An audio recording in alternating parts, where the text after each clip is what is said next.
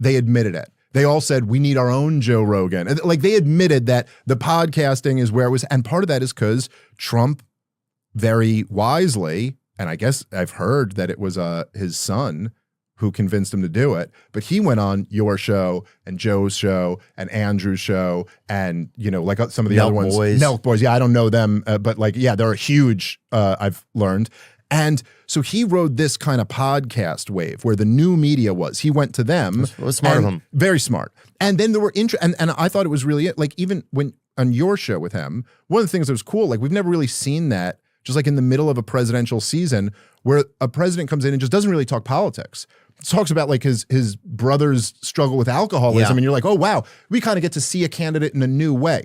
Now, one of the things I think that's interesting about this now, what's happened over this last year, is that a lot of those guys, and I remember arguing about this with people at the time, but they were kind of like, oh, now the problem is that all these podcast bros are just Trump stands now, and they're all gonna just, you know, support him no matter what. And I was like, no, I don't think so, dude. Yeah. Like, I don't think that's never been the thing. And so what's interesting is that this whole media environment, like, if JD Vance wants to be president, like, I'm not saying he has to come do your show, but he kind of has to come do your show. He kind of has to go do Rogan's show. He kind of has to like do, or at least he's turning down a big opportunity not to. And so, and it will be known by people, I think, if you don't go do Joe's show, if you don't do, you know, I'm trying to think of like Schultz's show, that you got to at least do some of them, or go sit with Tim Dillon. Yeah, that would be amazing. Well, because you know this will do huge numbers, right? And you know though that it will be that Joe's going to do his best job to be, you know, he's going to do what he does best, which is he's the best to do it. But I just think it's that not going to be controlled. Right, that's the thing. Yes. And they're going to have to answer some questions next time. Yeah. And like, that's one of the interesting things right now, right? Because like, there was over this last year, really, I mean, it's the last 2 years, but really over this last year, there was this huge, like, this huge split in the right wing over Israel, obviously. Was it the biggest cause, you think? I think that, look, obviously Charlie Kirk being killed was but look, Charlie Kirk was already dealing with it before he died. Like, it was a dynamic at Turning Point. It was a huge scandal when he had Tucker and me and Megyn Kelly at Turning Point. And then he went on Megyn Kelly's show and talked about how all the Zionists were like flipping out on him and how crazy it was that he had been such an ally, and they were turning on him just for hosting a debate and hosting a few voices that were critical of Israel. Not really that many on actually, but this has been a huge split, but it's not a split like it's 50-50. It's a split like the entire youth is against this unconditional support for Israel. A huge portion of, you know, like Candace and Tucker Carlson and Nick Fuentes have been surging over this last year. They're bigger than ever. Yeah. Meanwhile, Ben Shapiro is like losing 1,000 YouTube subscribers a day. Mark Levin is just getting ratioed every time he opens his mouth on social media. Yeah. And so what's happening now is there's this dynamic where I thought he was Jim Cramer. I didn't even know who he was. I kept confusing those I two. got confused. Go on. No, but now there's this situation. Well, but I'm saying now you have this dynamic where JD Vance wants to be the Republican nominee. Well, like 80% of the base is for America first, not for Israel first, you know? And now, and particularly with all those shows we were talking about, like your show, Rogan's show, Tim's show, Andrew's show, all these guys, everybody, my show, all of us are like, we don't want to fight wars on behalf of Israel. Yes. So it's like, where do you go now? Now there's a real media environment. I'm not saying it's perfect, and I'm just naming the comedians. There's a lot of other great like news shows out there for too. Sure. Like Breaking Points with Sagar and JD and Crystal Ball is a great show. Like there's a bunch of really good shows online that aren't in this corporate controlled media environment where they're actually going to have to face some of this stuff going forward. So I'm very optimistic about that kind of long term, that we've like cracked the state's monopoly on propaganda. Yeah, it is going to be interesting because they're going to have to answer. I don't know if you're going to be able to say you're a pro-Israel candidate.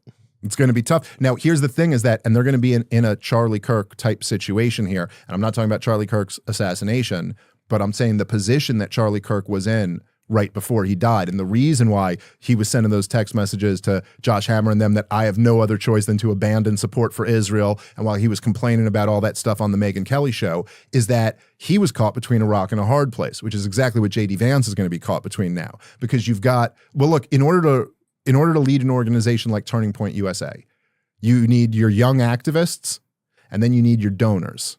Right? You need billionaires to give you money, but you need young activists to show up. And so Charlie Kirk was in this position where he's like, dude, the young activists are completely against this shit. But the donors won't even let you host a debate about it, let alone take that position. And so what do you do there? And now JD Vance is going to be in a similar position too. If you come out and you say, I'm pro-Israel, well, man, I mean, at this point, that turns a whole lot of us off.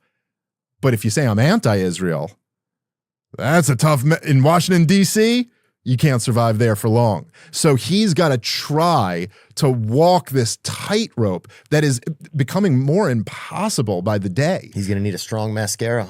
Yeah, you better put your best mascara on for that one. Type shit. And I like JD, man. He knows. I like JD too. I like JD. Listen, I like JD. I even would like to maybe be able to support him. Yeah. But I'm in a position right now, I don't see how I'm going to be able to, at least from my perspective, because you're coming off of, you're going to be attached to the administration that did everything Netanyahu wanted and covered up the Epstein scandal and didn't solve any of the major problems in the country, short of maybe the border. And also, JD Vance, what are you going to say? What are you going to run on? This time we'll really drain the swamp. Right. Like, what are you going to, and also just because Trump is Trump, he can't really criticize Donald Trump because he's still his vice president as he's running a presidential campaign. It's a tough spot. Yep. Bro, he's good. That's the tightest rope in the world.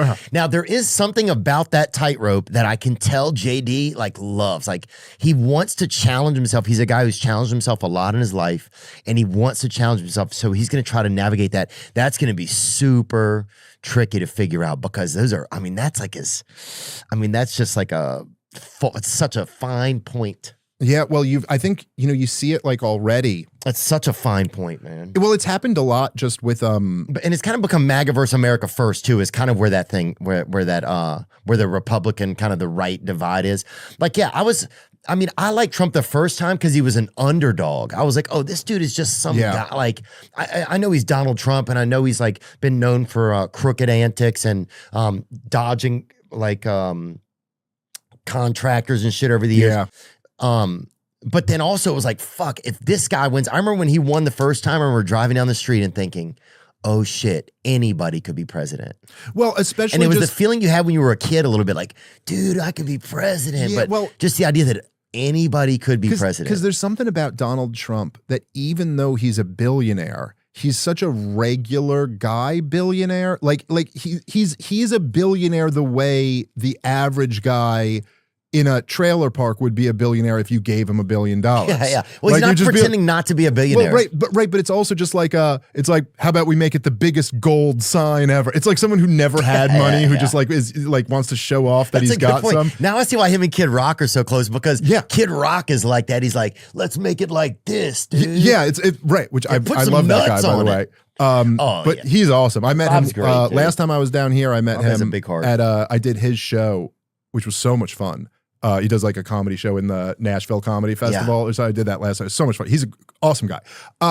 But so Donald Trump, and then also he speaks like a regular guy. Like, he doesn't speak like a highfalutin academic or something like that. Right. He speaks like a regular guy. Regular people can understand him. And then he announces he's running for president, and his pitch is drain the swamp, and I'm going to fight for you. I'm going to fight for you to win. And then because he says that, every media apparatus, every Hollywood actor, academia, and the entire political class all hate his guts and are working against him. And so he's naturally just cast as like the underdog, the guy who's there for you, who's going to take them. And then he sits in South Carolina. It was so ballsy. And Donald Trump always had an amazing ability to like say the obvious truth and then give you permission to also agree with him. So like he goes in South Carolina, of all places, at the Republican primary, and he looks at Jeb Bush and he goes, your brother lied us into war. And this was an amazing moment in American history.